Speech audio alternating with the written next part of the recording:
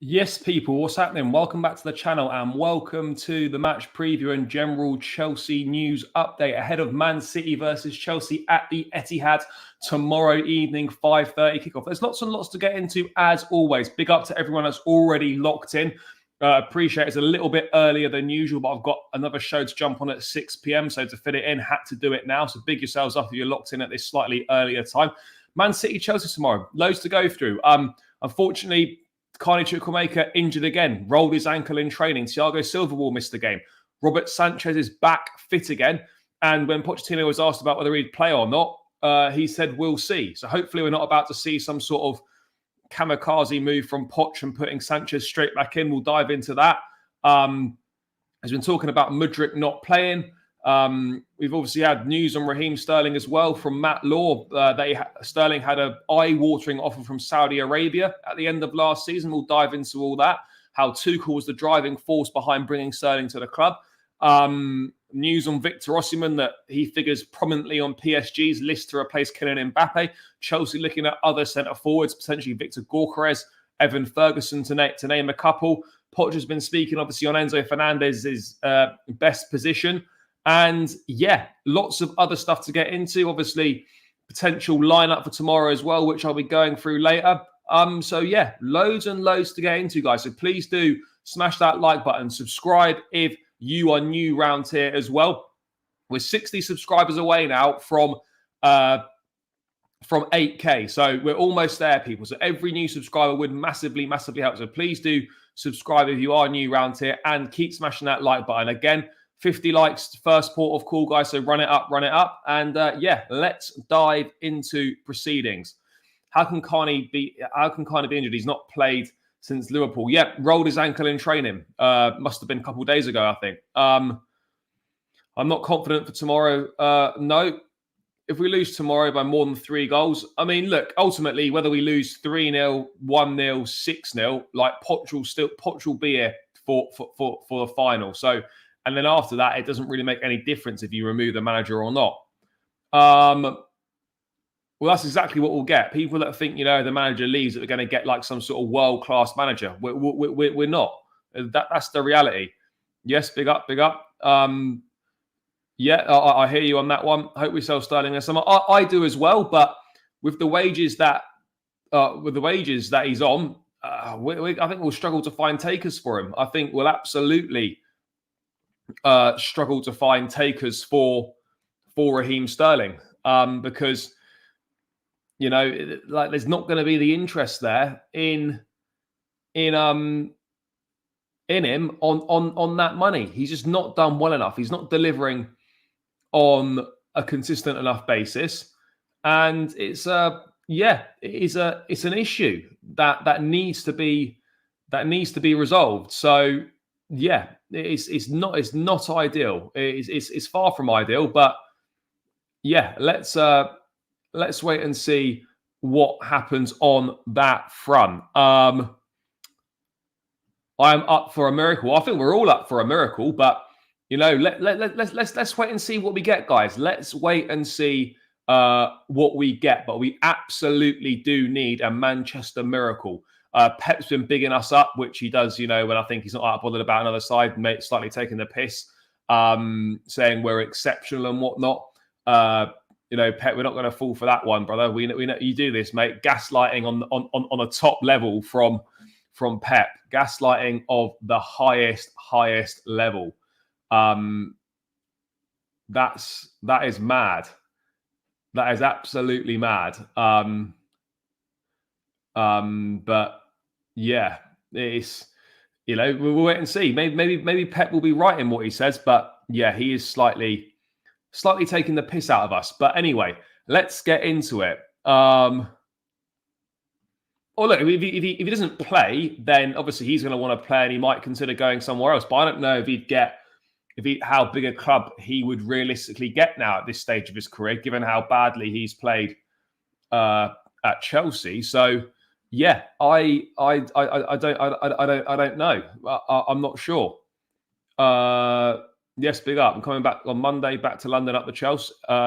Safe journey. Hope you having a good time in Turkey. Let's talk about this Raheem Sterling stuff then, because obviously there's been stuff from a Matt Law article. Let's start with the stuff about how Sterling got to the club in the first place. And Thomas Tuchel made it his mission to sign Raheem Sterling in the summer of 2022, convincing Bowley and Eghbali that he would transform Chelsea's attack and speaking personally with the player to encourage him to move. But just a month into the season, the German was sacked. For me, there's no doubt in my mind that Raheem Sterling's days are absolutely numbered at Chelsea. I think that's fair to say. I also think it's fair to say that a lot of the business that we did in the summer of 2022 is looking piss poor, massively overpaid, players on huge wages. We're going to struggle to shift them. I mean, that summer alone, Sterling has not worked out. Aubameyang, been and gone. Koulibaly, been and gone. Cucurella hasn't really worked out. And that was a lot of money. Fofana came in for a lot of money. I've not given up on him by any accounts, but that hasn't worked out either because he's barely featured. So you're looking at the business we did in that first summer, and it's just like, yeah, do you know what? It really was quite poor.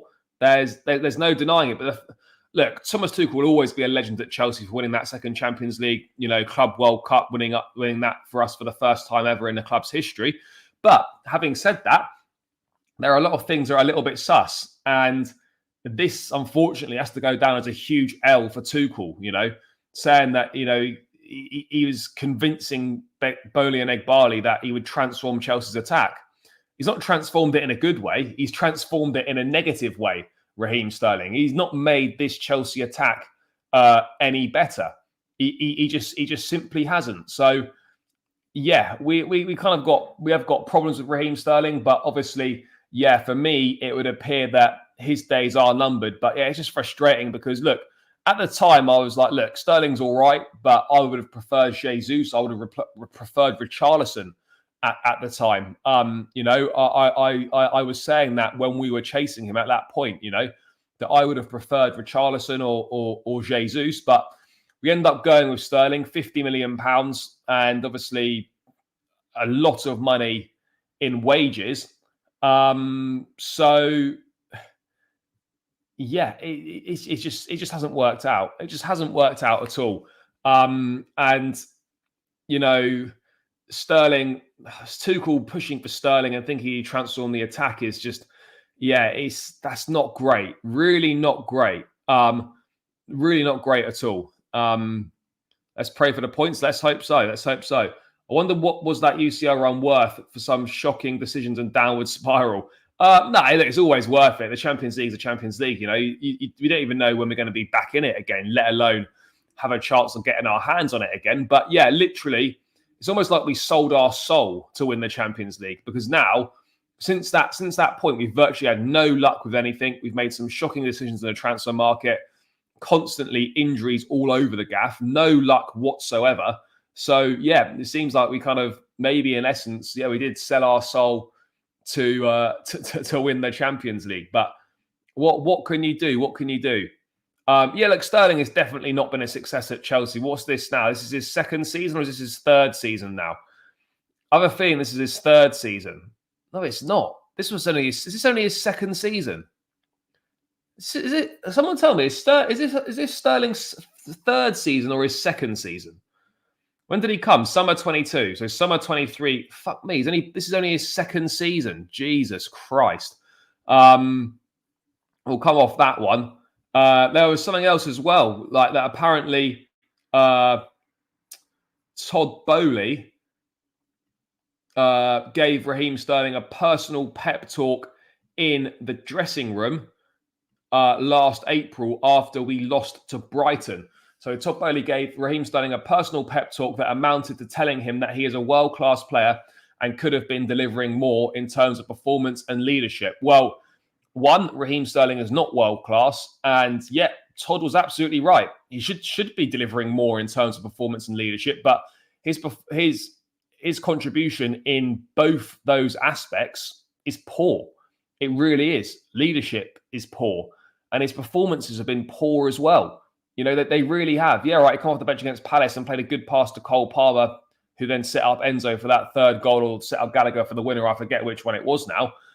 But, you know, his contributions are very, very much limited. You're not getting very much from Raheem Sterling at all in this Chelsea side. And it's no wonder that he's found himself out of the team recently, because he's not been delivering and other players have. You know, he doesn't work hard defensively.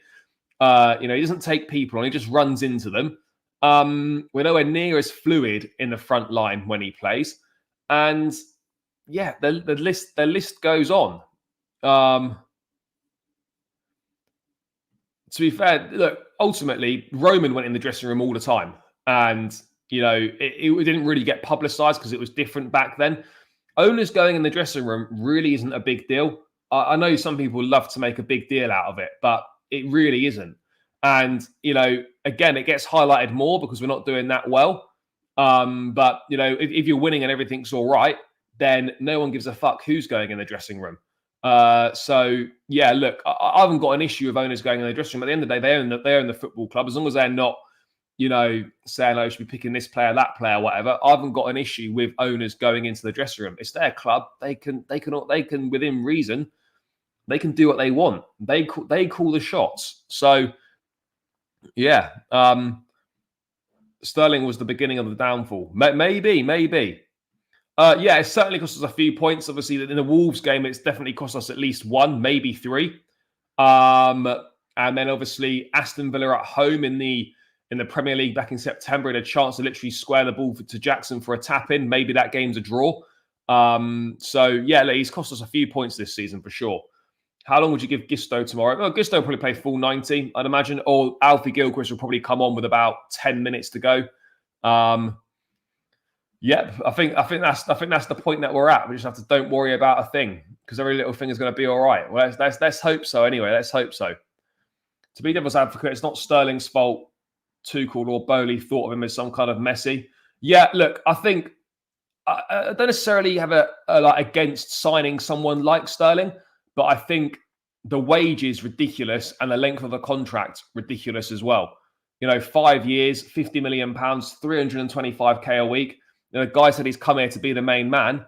He's been anything but the main man.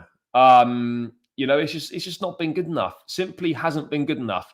And right now he's got to earn his way back into the lineup. I hope he doesn't start tomorrow, but there's part of me that feels that, do you know what? He could well start tomorrow. Because the experience thing is a big away game. I really wouldn't be surprised if he does start. I know he started the Wolves game, obviously, but he's not started since Wolves. Yeah, I don't know. I really don't know. Maybe Sterling's been training with Mudryk. Oh, look, they've all been training. This is a get it out of the way game. We're just there to participate tomorrow. Look, it certainly feels that way. But as I've always said, in regards to this game, just go there and give a good account of ourselves. You know, don't turn up and roll over. No one's expecting us to get anything out of the game, but just go and give a good account of yourselves. You know, get stuck in, all that sort of thing. He was good. He was good last time. That was probably the last time he had a decent game. He's far too inconsistent. The inconsistency you're getting from Sterling is the sort of level of performances you'd expect from the likes of Mudryk or Madueke, for example. Much younger guys. Don't expect this level of crap from Raheem Sterling, someone that's been there, done it, won everything other than the Champions League, and you know, is one of the most decorated players in England. But he's been shit. That is the reality. He's been poor. He has been poor. So yeah, look, Todd had every right back in April to go and say, you know, we should be getting more in terms of performance and leadership.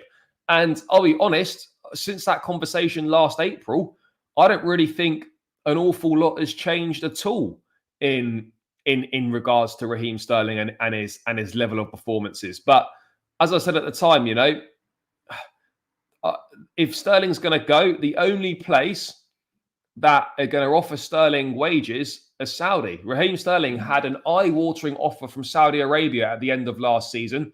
It is believed that he would have been within the top 3 best-paid players after Ronaldo, but he had no interest in calling it quits at Chelsea. I get that after a season, you absolutely wouldn't want to call it quits at Chelsea, having literally just moved. You probably wouldn't want to be on the move again. Again, the Saudi Pro League was in its infancy then. Again, now maybe be reluctant to go there. Kind of, a few players not liking it have kind of moved on pretty quickly, pretty soon after arriving there. But it is clear there is interest from Saudi and Sterling. Maybe they come back again in the summer. But the only clubs that are going to offer Sterling the wages that he's on right now are the Saudi teams. That is quite simply the reality of the situation. The Saudi teams are the only teams that are going to that'll be able to match what Sterling is currently on at Chelsea, or better it by quite a significant. So yeah, there's obviously interest from Sterling in Sterling.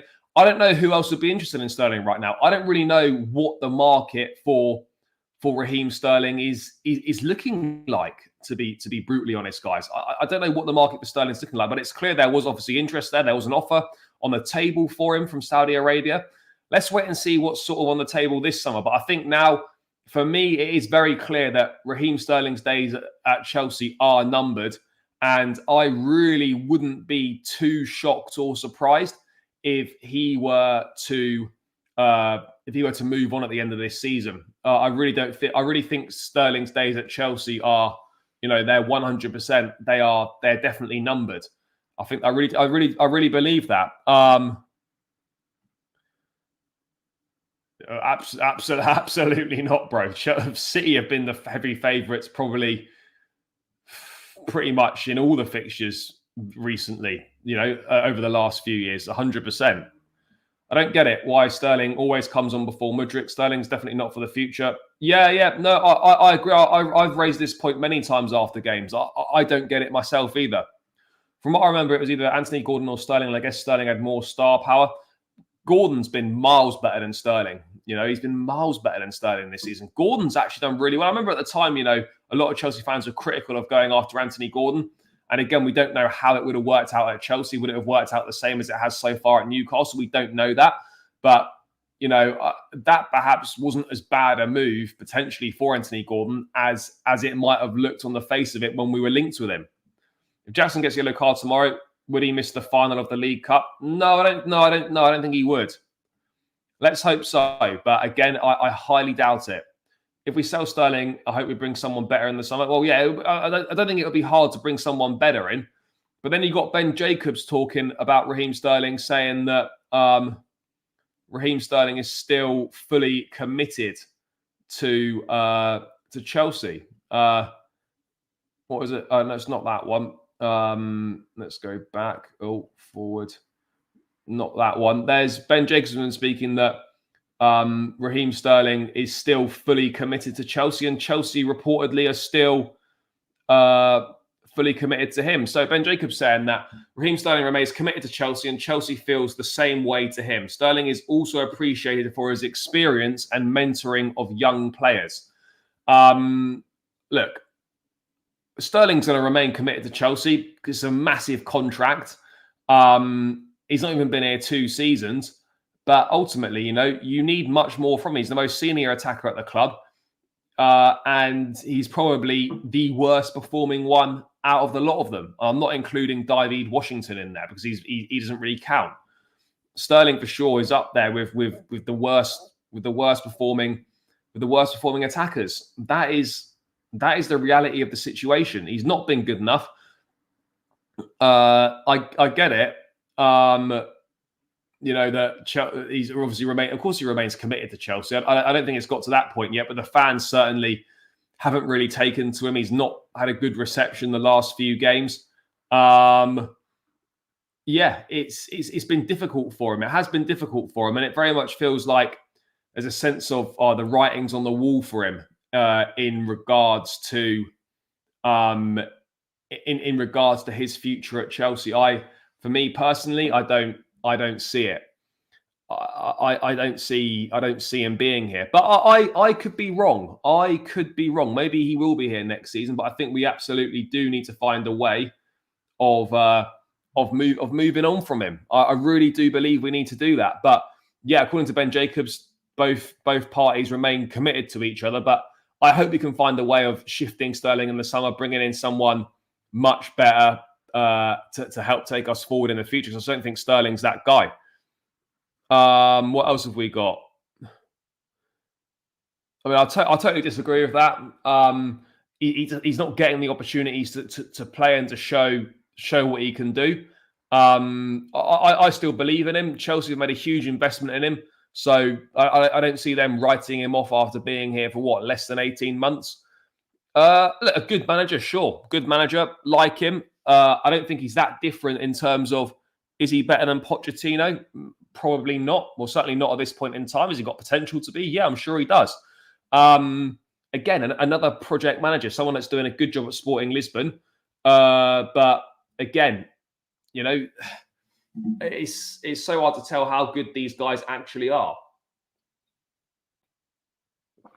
until they test themselves in a more difficult league. But look, he's done very well at Sporting Lisbon. He's done well kind of in Europe, Europa League and whatnot. I don't think he's bad. No.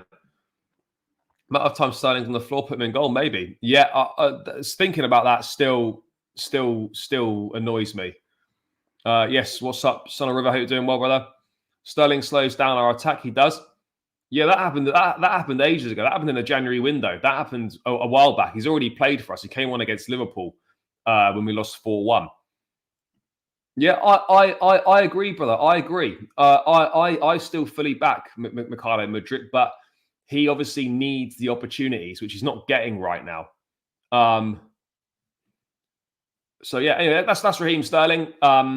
It's clear that, for me personally, I feel that his days are numbered, unless he goes on a mad one between now and the end of the season. But again, I really don't see that happening either. So I think it could be the beginning of the end for Sterling. Personally, for me, nothing against the guy as a person, but it's just not happening. And I think it probably is time. I think it could well be time to move on. It could be time to move on for Raheem Sterling at the end of the season. And I think that's something that Chelsea have got to be looking at. Think if we got rid of Sterling, how much in wages we would free up to bring someone else in, and maybe those wages can go towards bringing in a top striker that we so desperately need. That would be my trail of thought behind it. No, I'm starting to think that way as well. I'm starting to think the same thing. If you're not going to play him on at least a semi-regular basis, then what is the point? Mate, I think there's every chance. I really wouldn't be surprised if Raheem Sterling started this game. By no means do I think he should, but I really wouldn't be surprised if he started it. Really wouldn't shock me.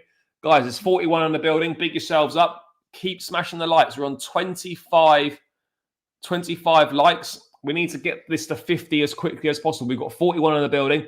So keep smashing the like button. It's free and it takes seconds. And guys, keep subscribing to the channel. We're less than 60 subscribers away from the 8K. So if you're locked in now and you're not subscribed, please do smash that subscribe button.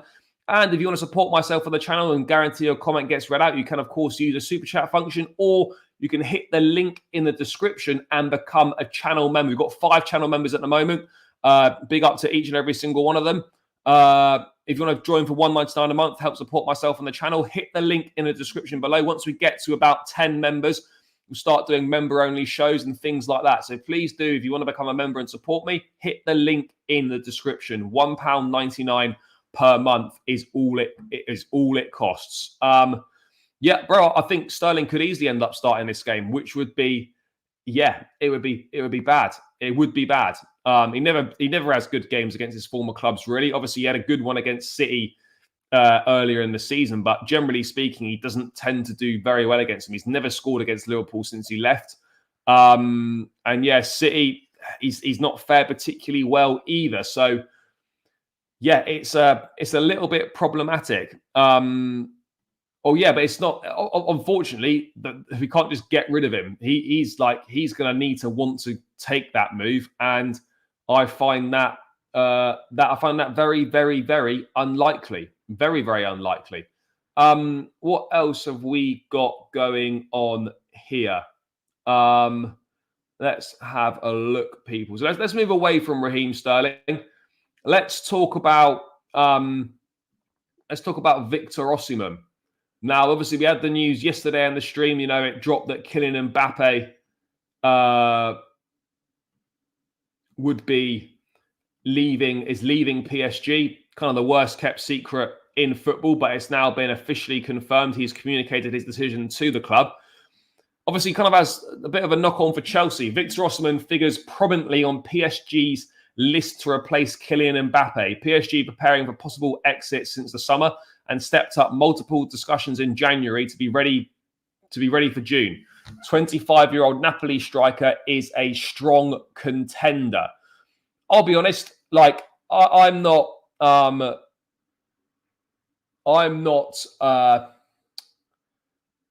huge Osimhen fan. I'll be real.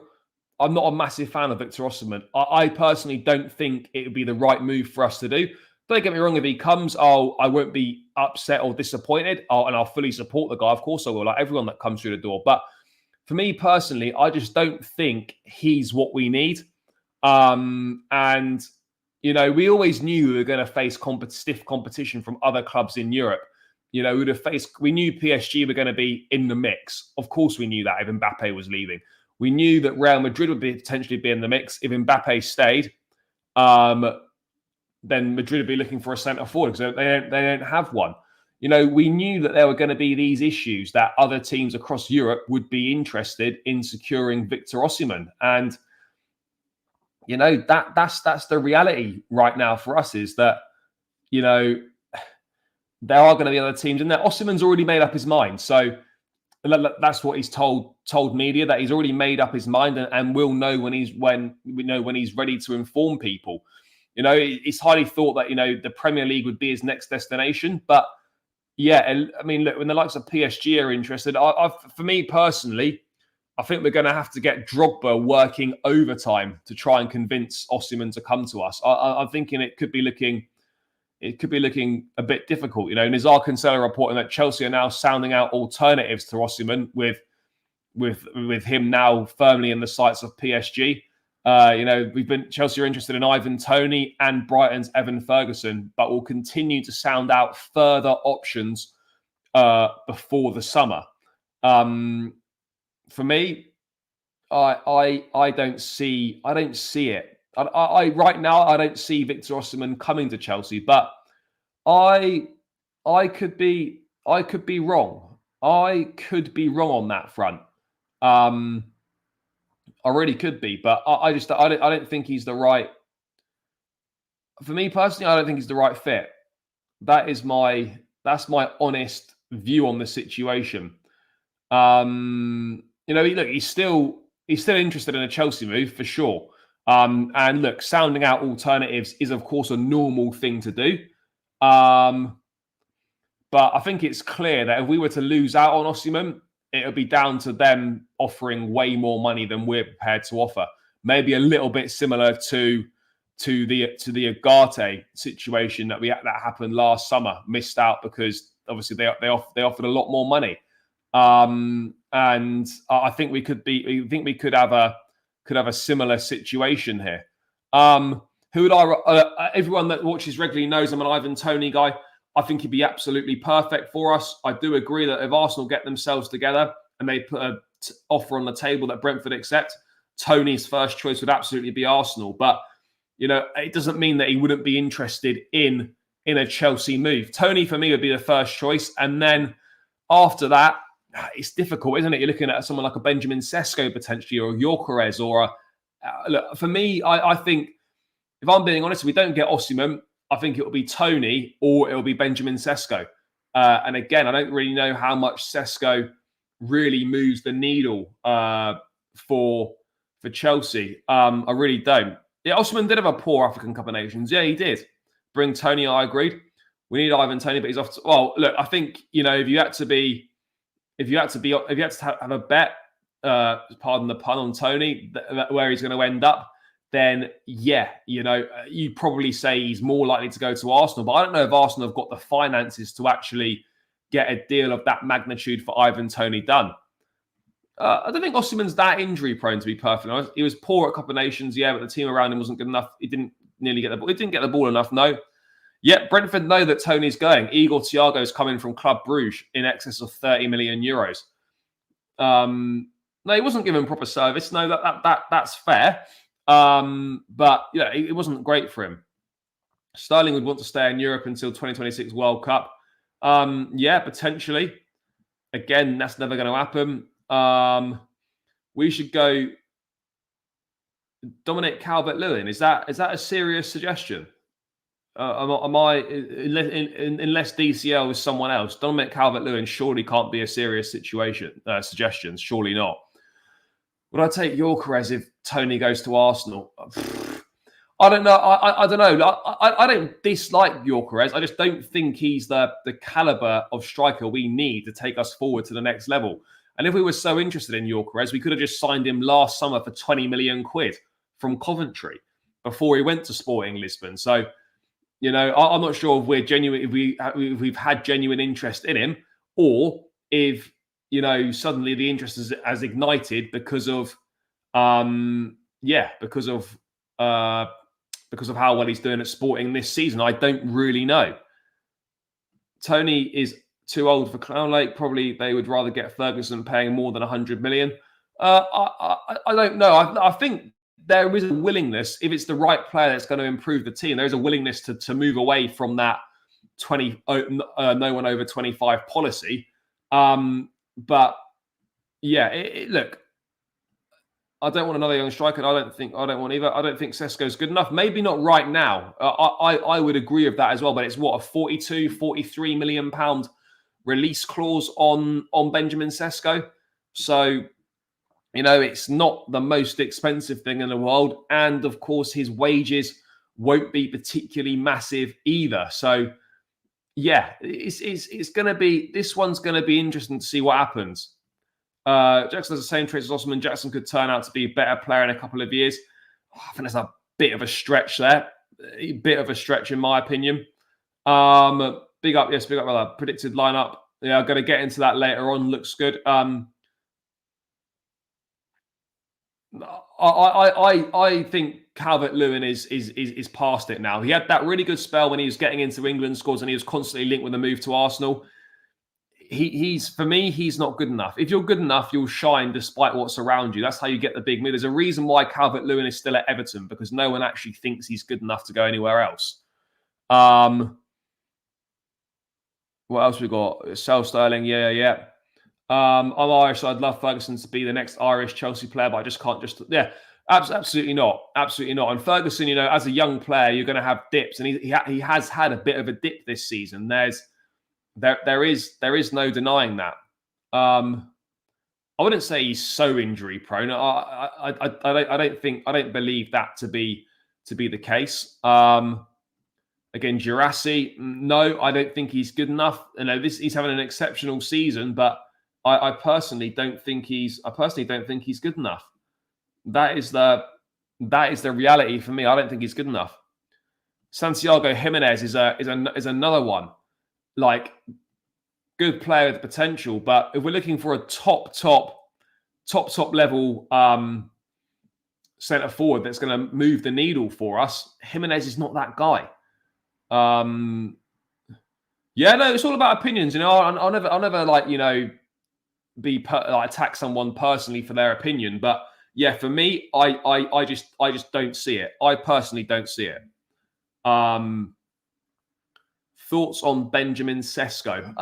Look, I like him. I think he's a decent player. I think there's a lot of potential there. But again, as I've said, he's only just started really getting into the Leipzig team regularly again in the last few weeks. He's obviously a handful. He's got good technique, good skill, good finisher.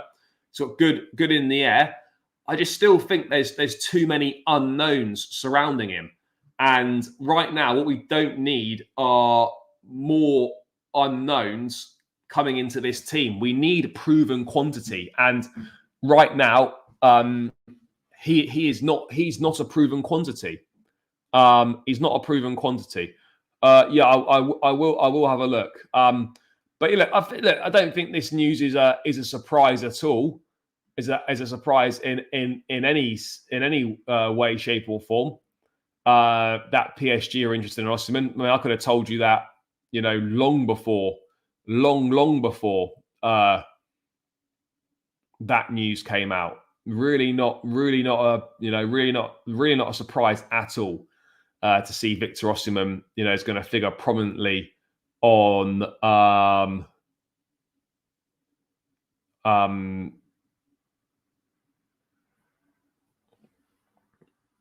figuring prominently on PSG's list. No surprise at all.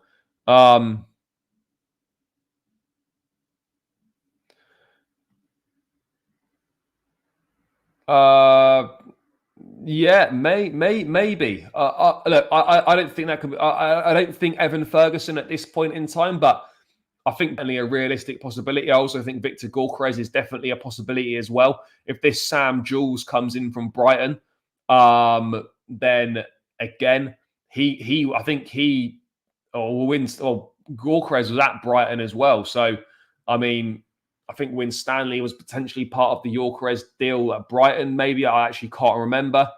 So yeah, look, there are various things. Sesko's quality, he is, but we don't need. Again, this is my thing. We don't need more guys with potential. That's not what we're requiring right now. Absolutely not what we require.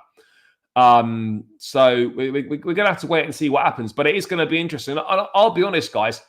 I can certainly envisage a situation where in the summer, Chelsea actually don't get Osimhen or Ivan Toney, and we do end up with a Gyökeres or a Sesko or a Santiago Jimenez or whoever it might be. I think that's far more likely than us signing an Osimhen or a Toney. I really do believe that. Guys, 62 in the building, still only 38 likes. Keep smashing that like button. We need to get this to 50 likes as quickly as possible. Should be light work, guys. Should be really light work. It's Friday afternoon settings. Make sure you are smashing that like button, guys. It's free and it helps me out more than you could ever imagine. And also, people, please do subscribe. Less than 60 subscribers away now from the 8K mark. Let's get there as quickly as possible. So if you're locked in now, you're not subscribed, please make sure that you do subscribe. It's free and it only takes seconds to do. So make sure you are doing that. Make sure you're doing it, people. Make sure you're doing it. What else we got going on here? Oh, how many things are coming in?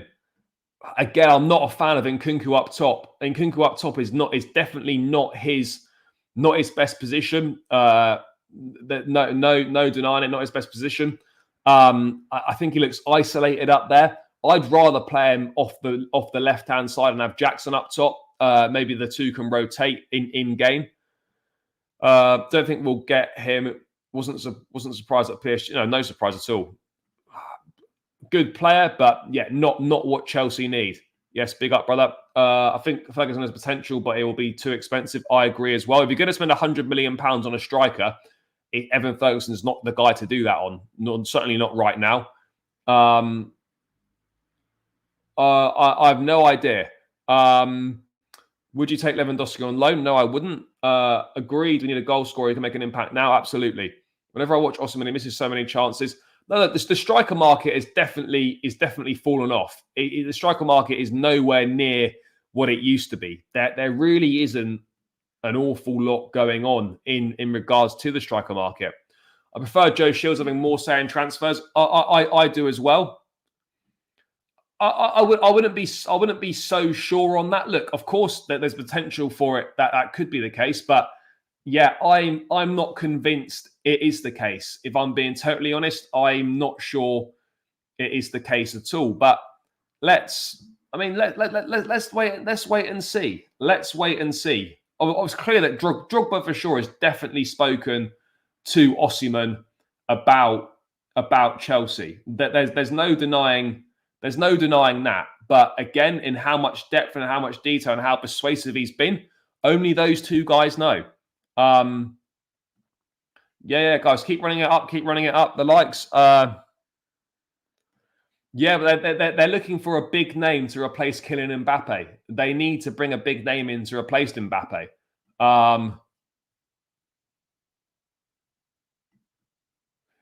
The next 9 has to be a hit. Well, it has to be a hit. It does. We've had too many failures at number 9, particularly when it comes to big money signings. There have been too many failures at number 9. So yeah, we are going to need to find.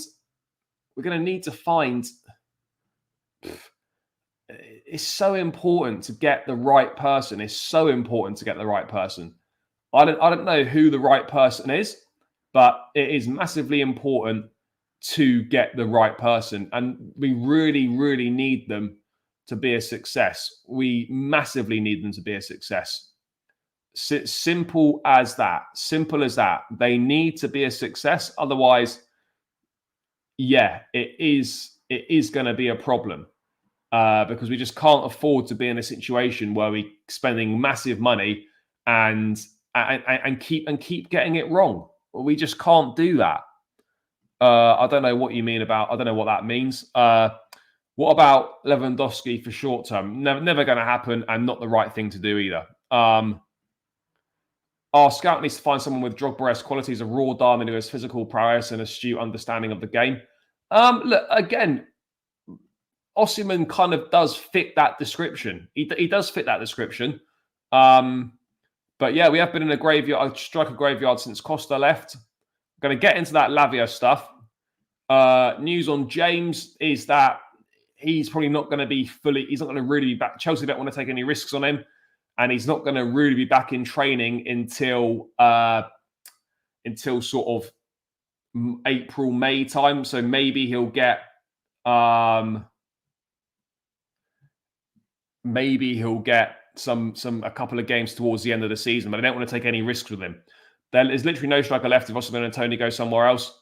In terms of top class, ready, proven, made strikers, yeah, there isn't that many. Yeah, would never happen. I wouldn't mind Evan Ferguson, but Brighton wipe up is from USA when people jump. Okay, fair enough. FA Cup final. Maybe. I don't even know when the FA Cup final is. But if we were to get there, then sure, yeah, maybe that's a possibility. Look, to be honest, like if Poch wants Lukaku, and ultimately, whatever people think of Lukaku as a character, like he's a proven goal scorer wherever he's been, whatever league he's been in, he's banged in goals. And you know, if we can't get Osimhen and we can't get Tony, and I know it's very, very unlikely, but if Lukaku was open to a return and Poch was open to working with him, then yeah, I probably would take him back. I probably would.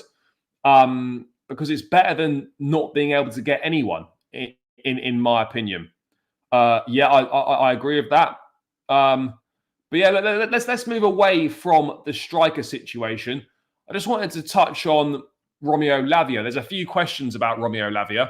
I just wanted to bring it up now because Matt Law was speaking on the London is Blue podcast about the Romeo Lavia situations. And he was saying this. Let me just bring it up on screen now, people. On Romeo Lavia's injury, it's a mystery and no one can give you a straight answer. I don't know what's happening or where he is. You come up against a blank wall when you ask questions about him. I don't know is the honest answer. I don't understand why there's so much secrecy surrounding Lavia's injury. Look, maybe if the club aren't ready to speak on it, then just come out and say that you're not ready to speak on it. Because right now, just keeping everyone in the dark over what's actually happened to him is a madness. I don't understand why there's so much secrecy surrounding him. Obviously the injury can't be good because of how long he's been out for, because of everything. It's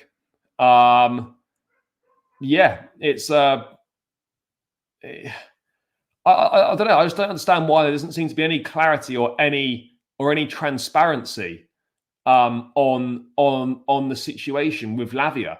Like if he's out for a while, just say he's out for a while. You know, I understand. Look, I'm fine with not putting return dates on players coming back, no problem. But at least just say what's wrong with him and roughly kind of a ballpark figure on how long you expect him to be out for. For me personally, it kind of strikes me as maybe we won't see Lavia again this season. And I said it at the time when we found out on his injury that I'd be surprised if we saw him again this season. And I think it is certainly looking that way. Maybe towards the end of the season, we could potentially see a little bit more of him. But yeah, it's just I don't understand it. I just don't understand what's going on. I don't understand what the situation is with him. None of it's really making any sense. None of it's making any sense at all at this point in time. Like, what is the situation with Romeo Lavia? I mean, people have asked, and nothing's. We're not getting anything back. We're not getting anything back from it. So yeah, I'm not understanding it. One of the great mysteries. One of the great mysteries. Where is Romeo Lavia, and what is his injury, and what's wrong? What's wrong with him? Look, obviously, if he doesn't want to stay, yeah, of course, we'll move him on. But if he wanted to come back and Poch was open to it, and we couldn't get an Osimhen or a Tony in, then I would take it. I would take it. Yeah, it could be major head loss if that happens. Not real as a ghost. Yeah, he played 25 minutes. Look, I'm a massive fan of Romeo Lavia. I think there's a lot of potential. I think he's a really, really good player and can 100%, help us out. But yeah, it is going to be a major problem. A major problem. I'm not sure what the solution is, guys. I'm not sure what the solution is. Let me just. Oh, someone's ringing me. Hold on. Hello. Hello, you okay? Yeah. I'm just on YouTube. Can I ring you back in like 15 minutes? No, because I'm halfway through a show, so I'll ring you back later on. You can ring me back later today, yeah? Yeah, okay. If I get time, I will. All right then. Okay. I hope it all goes well. Okay. All right. Bye. All right. Bye. Yeah. What else is going on here, people? He's a good player. 68 million quid, and he's played for 30 minutes this season. Not ideal at all. Not ideal at all. The injuries to our squad are heartbreaking. They're dropping like flies out there. Cannot wait to see Lavia, though. Going to be phenomenal for us. I fully believe in him. I think he's going to be really good for us. I'm excited to see him. Yeah, well, maybe he will. Maybe he will. I don't know. Maybe that's reason enough to bring him back. Look, I think everyone would like to have a squad that could play every week. I think everyone would like that. They absolutely would. But unfortunately, that's the reality. That's not football. There's going to be injuries. Yes, it seems like we've just got some sort of ridiculous curse on us, which really isn't helping. No, not for myself. No, it's all good. It's all good. What else have we got going on? I think Liverpool will cook if they can all stay fit. Well, yeah, of course they will. I think, look, having a fully fit team is one of the big things in football. You need that. You really, really need it. But yeah, I don't know. I don't know at all.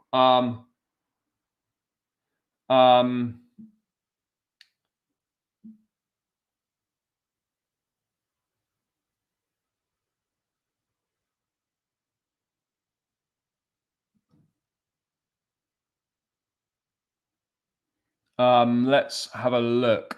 What's going on here? Tony for me. Tony's my number one choice. Yeah, look, that for me would be look, that for me is if you go with the 3-man midfield, I think that was the plan. When that money was spent in the summer, that for me was absolutely part of the plan. No denying it whatsoever. No denying it at all. That was part of the plan. I see. Yeah. That for me, I think that was the plan when these players were brought in. Unfortunately, Lavia's been injured so much, we've not been able to see him. But yeah, I agree that could certainly be a possibility. Absolutely, that could be a possibility for sure. I don't see that being an issue. Just want the whole squad for once. Yeah. Yeah, of course. Yeah. Why aren't Chukwuemeka and Mudryk? Chukwuemeka's injured again. We might as well dive into that. So yeah, the mystery surrounding Romeo Lavia continues. The Lavia mystery continues. We don't really know what the update is on him. But hopefully we'll get some information about Romeo Lavia soon, because that would be, it would be nice. It would be nice. But I don't know if we're going to get that or not. But it would be nice to get some sort of information on him. Would be great. But let's wait and see on that front. But yeah, let's bring up the injury news then ahead of the game. On the phone to Harry Kane's agent there. Sorting a potential move out back to the Prem. Yeah, Harry Kane's agent on the phone.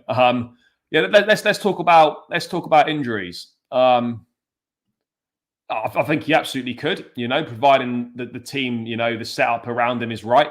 There's no reason why Lukaku, if he were to come back, would not score 15 to 20 goals. I don't see that being an issue at all for him. But let's go into the team news then for tomorrow.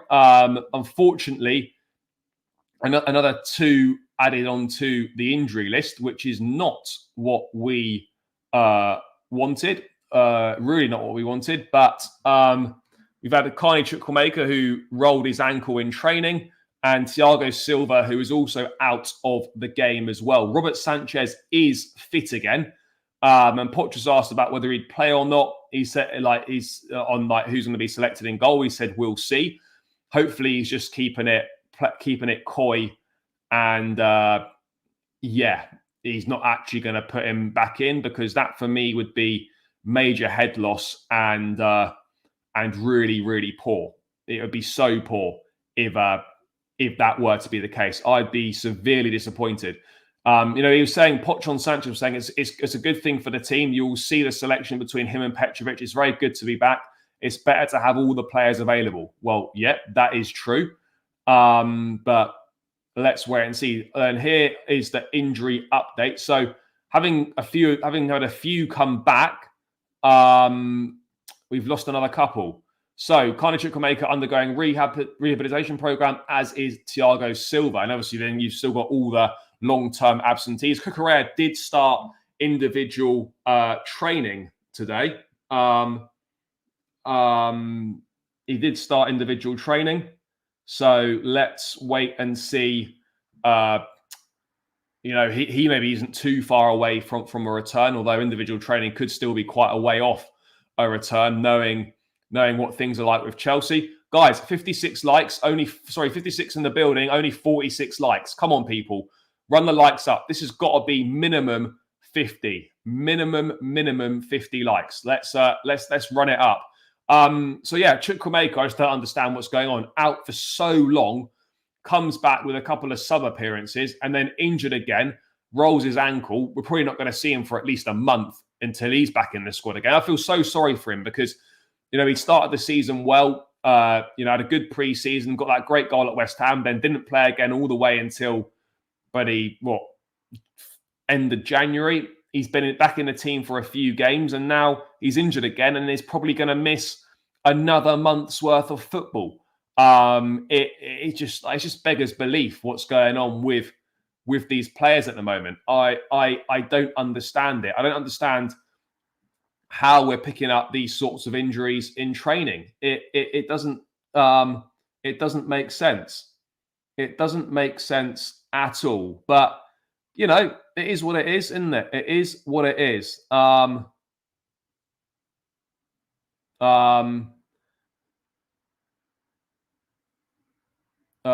Yeah, it always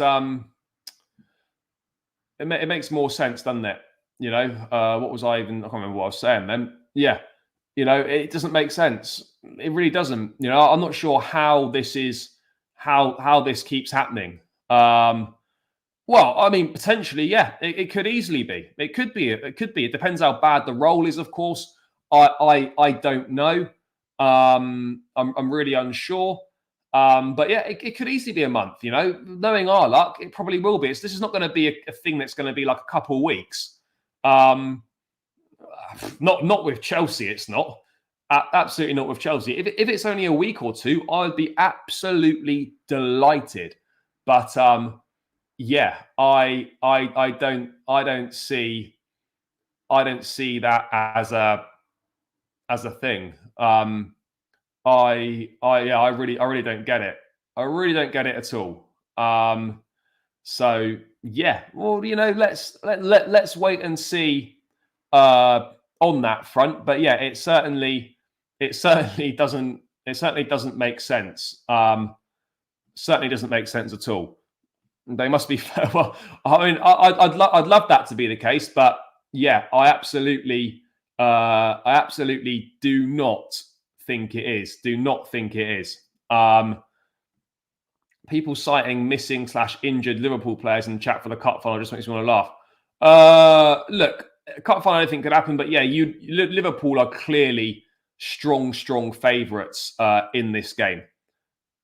Yeah, maybe Sanchez. Look, I'd be leaving Petrovic in for City in the cup final, and then maybe we can bring Sanchez in for the FA Cup game against Leeds. That would make more sense to me.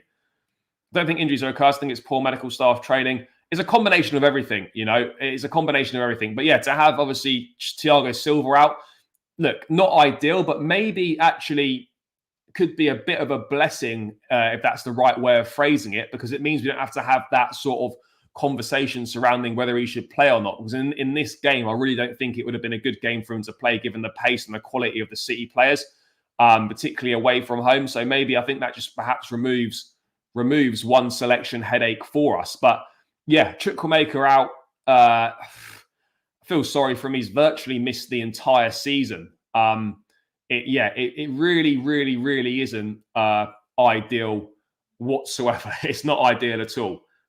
So yeah, let's wait and see on that front. Let's wait and see, people. But yeah, anyway, let's move away from the injuries. Let's move into the team lineup for the game tomorrow then. Guys, keep smashing that like button. It's free. It takes seconds to do. It really helps me out. And please do subscribe as well if you are new round here. I would be forever grateful. I'd be forever grateful. So please do that. I would really appreciate it, people. So yeah, make sure that is the case, because I would love that, people. So make sure you're doing it. Subscribe, like, all that good stuff. But let's wait and see. Let's wait and see what happens. But yeah, in terms of team lineup, look, it's going to be tough. It's not going to change. The system's not going to change. And I think, as I said, Silva being out maybe actually helps us a little bit in terms of team selection and not having to have the awkward conversations. What else have we got here? Can we play both goalkeepers at the same time against City? Maybe we could. I don't know if there is. Lukaku will score goals on the potch. Yeah, I'm sure he probably would. Well, he just didn't want to be here in the first place. That's the main thing. Carney career is following a similar trajectory to Ruben, but at least we got to see ROC play good before those injuries. He's balling at AC Milan as well. I really hope Stone takes the Saudi money. Yeah, I hope so as well. I've not given Kunku 90 minutes. No, maybe not. Lukaku never flopped. He just did the stupid interview and alienated himself with the fans. Yeah, I would agree with that. But let's get into the team then, guys. Petrovic in goal for me. I'll be raging if Sanchez comes straight back in. I've already made my feelings clear on that about what should be the way to integrate him back in. Petrovic next 2 games. Sanchez comes in for the FA Cup against Leeds. And you know that's the reality of the situation. You know that's what should have happened. That's what should be happening. And so I'll be raging if Sanchez comes back in. Sanchez without mistakes is probably just a touch better than Petrovic, but a Sanchez without mistakes doesn't appear to exist. Whereas Petrovic has not really made a single error yet for Chelsea, and it will be ridiculously harsh for him to just go straight back in, into the team. It really would be. It really would be. But yeah, I'd go Petrovic there.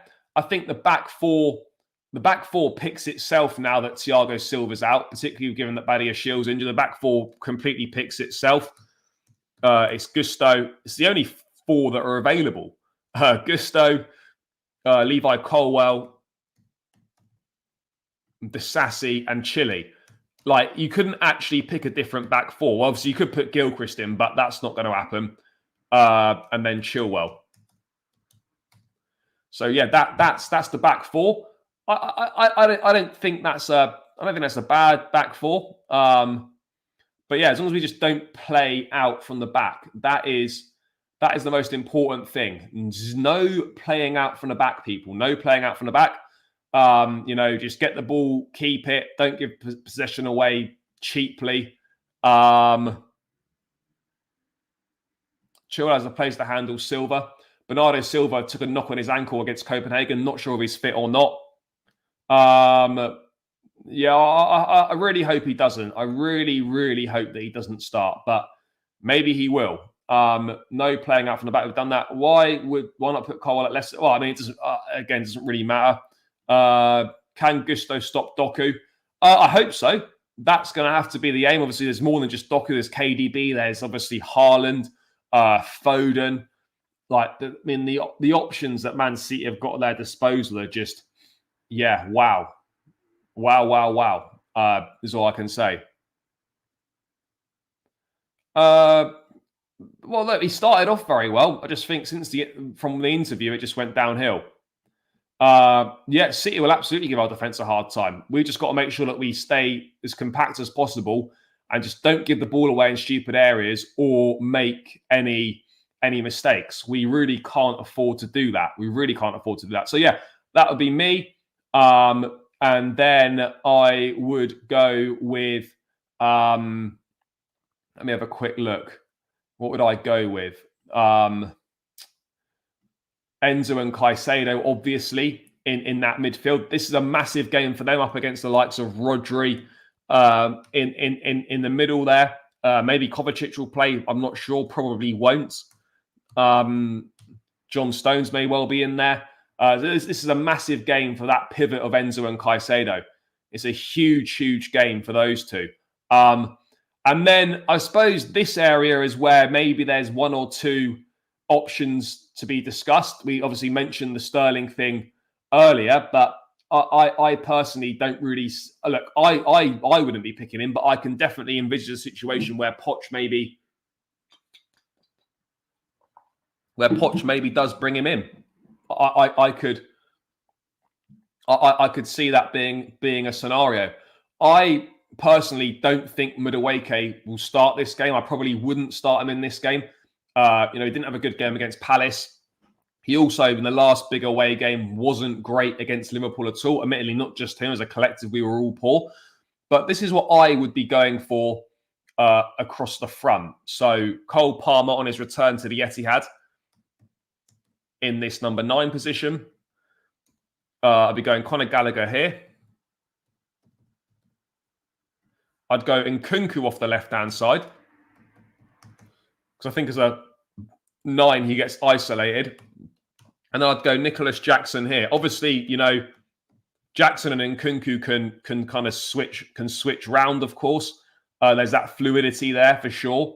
At times, that for me, I think is the best possible team that we could play tomorrow. That is what I'm thinking. That is what I'm thinking. That for me is the best possible team for tomorrow. To be honest, the only difference I can see is maybe Sterling plays instead of Jackson and Nkunku plays up top, or maybe Sterling plays instead of Nkunku and Jackson plays up top. Other than that, I genuinely can't see a situation where the team, this is the team that I want to see, but I can't see a situation where it's going to be drastically different. I think the only change that might happen is Poch plays Sterling, but other than that, I just don't see that. I don't see that being the case. I don't see it being the case at all. The only person that can match Kyle Walker is Mudryk in pace. Yeah, look, don't get me wrong. I'd love Mikhailo Mudryk to start, but I don't really. Yeah, I don't see that being the case. I really don't. So yeah, we're gonna have to see that. Tuchel didn't rate Lukaku. He wanted Haaland. I don't think he was the fourth choice option. No, I don't think that was the case at all. 3-1 City. I would agree. You're looking at a 3-1 Man City. I don't think that's a ridiculous thing to say. Guys, let's try and get 6 more likes to get it up to the 60 mark. That would be greatly appreciated. It really would be. So please make sure that you keep smashing that like button. It's free and it takes seconds. And please do subscribe to the channel if you are new round here. But yeah, that's the team that I'd go with. It could be a long afternoon for us. We are going to need a bit of a miracle. Everything's going to need to go right for us, and we're going to need Man City to have a little bit of an off day. Look, stranger things have happened in football. They absolutely have. But if I'm being brutally honest, yeah, this is it's unlikely. We're unlikely to get anything out of this game. But it's the hope that kills you. It is the hope that gets you guys. Part of me feels maybe we could just turn up and do a little something. But I'm under no illusions that we're massive underdogs here.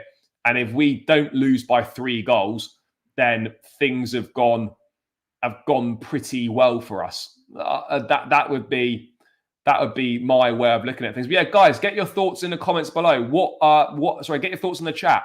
What are your score predictions for tomorrow? My score prediction is that we're going to lose 3-1. I'd love to be wrong, but I feel that we're going to lose 3-1. What are people saying? 3-1 City, same as me. City 3-0. 3-1 City. 2-1 Chelsea. I'd love that to be the case, but I just can't see it happening. We did think the same for Villa, but again, a totally different level of opposition compared to Man City. Totally different level of opposition. If I'm being brutally honest, Chelsea will get battered like 3 or 4-1. Fair. Well, who would you go with? Who would you go with? The only choices I presume that you would change are the situations.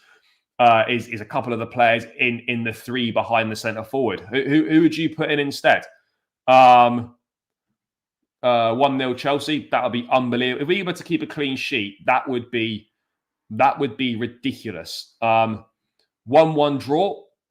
I'd be signing for that right now. That would absolutely feel like a win.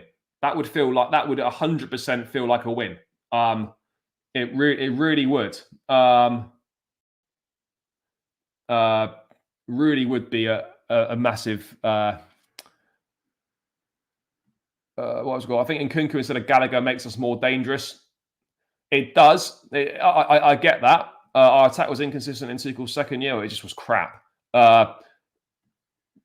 Palmer to score a brace. Oh, it would be great if he could. Any chance to see the little cold celebration at the Etihad would be superb. Yes, City are miles ahead of us. There's no denying it, people. City are comfortably a long way ahead of us. A long way ahead of us.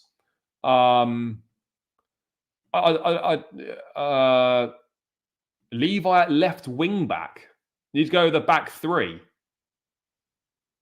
Fair. I wouldn't agree with that, but no, fair enough. Fair enough. But I certainly wouldn't be going with that. I've not seen that at all. I really got no idea how true that is. or not. Yeah, Chalobah is fit. He was on the bench against Palace, first time in the squad this season. Poch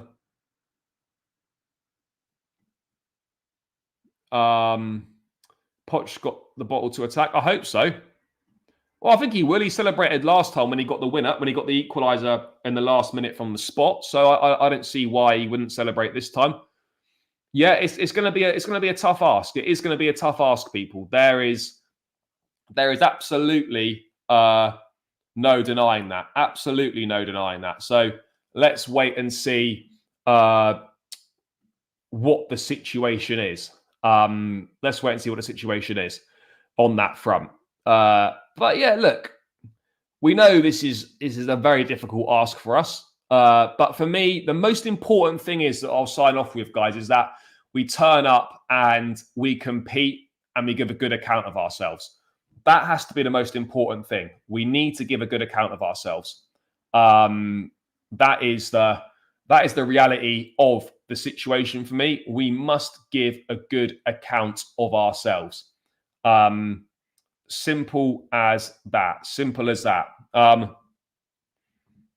But yeah, it's all good, people. As long as we give a good account of ourselves. Look, if we lose 2 or 3-1 and we've given a good account of ourselves and we've put in a performance and we just lost out to the better team, then you know you can live with that to a degree. But if we turn up and put in a similar level of performance as we did against Liverpool, then yeah, that's not going to be acceptable. We need to just show up and put in an acceptable level of performance. That would be the biggest thing for me. Just put in an acceptable level of performance. You know, that for me is the big thing. We lost against Man City 4 times last season. Yeah, we did. Haven't lost against them yet this season, but I suspect that will change tomorrow. Absolutely, mate. What else we got? Only change I see to your selection choice.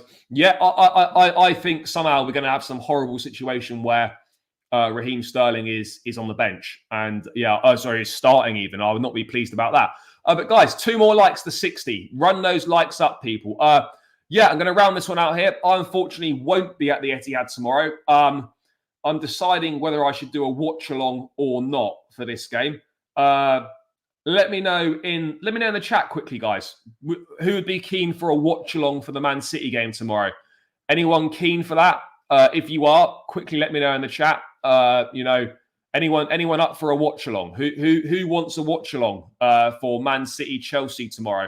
And if there's enough interest, then I will do it. So yeah, no, I'm not going to the Etihad tomorrow, unfortunately.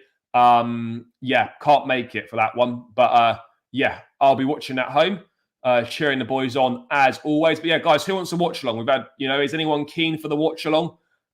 If you are, speak up in the chat and let me know. Yeah, it's on Sky. It's on Sky Sports tomorrow. Chelsea Circle Correa's on a taller left back. Yeah, maybe we will. But yeah, guys, I might do a watch along tomorrow. If not, there'll definitely be either a live match reaction after the game, or there'll be a recorded match reaction coming out after the game.